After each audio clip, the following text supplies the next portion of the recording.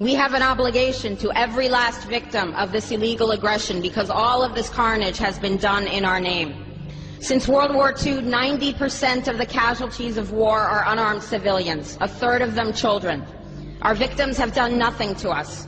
From Palestine to Afghanistan to Iraq to Somalia to wherever our next target may be, their murders are not collateral damage. They are the nature of modern warfare. They don't hate us because of our freedoms. They hate us because every day we are funding and committing crimes against humanity. The so-called war on terror is a cover for our military aggression to gain control of the resources of Western Asia. This is sending the poor of this country to kill the poor of those Muslim countries. This is trading blood for oil. This is genocide, and to most of the world, we are the terrorists. In these times, remaining silent on our responsibility to the world and its future is criminal. And in light of our complicity in the supreme crimes against humanity in Iraq and Afghanistan and ongoing violations of the UN Charter and international law, how dare any American criticize the actions of legitimate resistance to illegal occupation?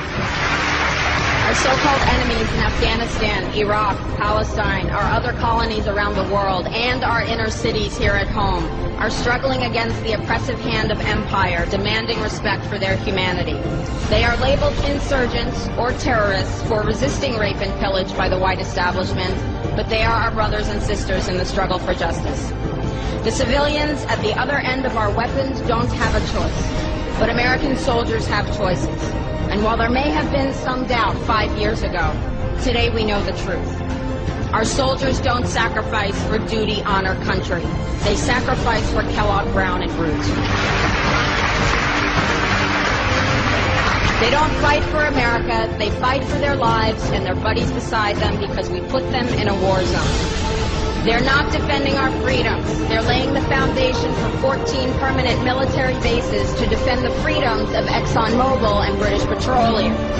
They're not establishing democracy. They're establishing the basis for an economic occupation to continue after the military occupation has ended.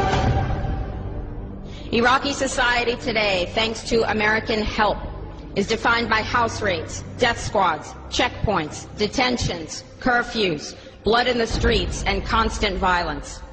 We must dare to speak out in support of the Iraqi people who resist and endure the horrific existence we brought upon them through our bloodthirsty imperial crusade. We must dare to speak out in support of those American war resistors, the real military heroes who uphold their oath to defend the Constitution of the United States against all enemies, foreign and domestic, including those terrorist cells in Washington, D.C., more commonly known as the legislative, executive, and judicial branches. Frederick Douglass said, "Those who profess to favor freedom and yet depreciate agitation are people who want crops without plowing the ground. They want rain without thunder and lightning. They want the ocean without the roar of its many waters."